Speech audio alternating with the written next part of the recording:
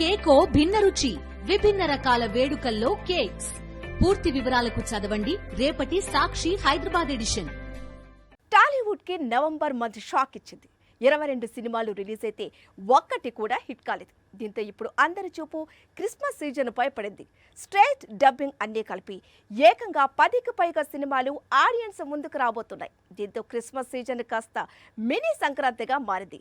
ఏ cinema మరే ప్రాజెక్టుకి పోటీ ఇస్తుందో అన్న చర్చ గట్టిగా జరుగుతోంది. టాలీవుడ్ లో క్రిస్మస్ సీజన్ షురు అయింది. డిసెంబర్ 20న తెలుగు నుంచి అల్లరి నరేష్ బచ్చల మల్లి రిలీజ్ కాబోతుంది.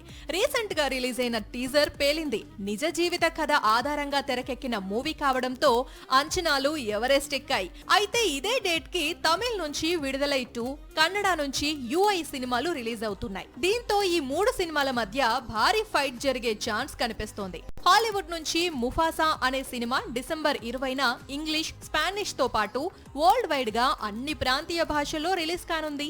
ఇండియాలో దీనికి మహేష్, షారుఖ్, నాని లాంటి స్టార్స్ డబ్బింగ్ చెప్పారు. సో మెట్రో, టైర్ 2 సిటీస్ లో ఈ ప్రాజెక్ట్ ఇండియన్స్ మూవీస్ కి గట్టి పోటీ ఇచ్చే అవకాశం ఉంది. డిసెంబర్ 25 క్రిస్మస్ రోజున తెలుగు నుంచి నితిన్ రాబిన్ హుడ్ గా బాక్సాఫీస్ బరిలో దిగుతున్నాడు. అయితే తనకి పోటీ ఇచ్చేందుకు కన్నడ నుంచి మ్యాక్స్, మలయాళం నుంచి బరోజ్, హిందీ నుంచి బేజీ జాన్ సినిమాలు సిద్ధంగా ఉన్నాయి. మొత్తానికి క్రిస్మస్ వీకెండ్ లో 12 వరకు స్ట్రైట్ డబ్బింగ్ సినిమాలు రిలీజ్ కాబోతున్నాయి.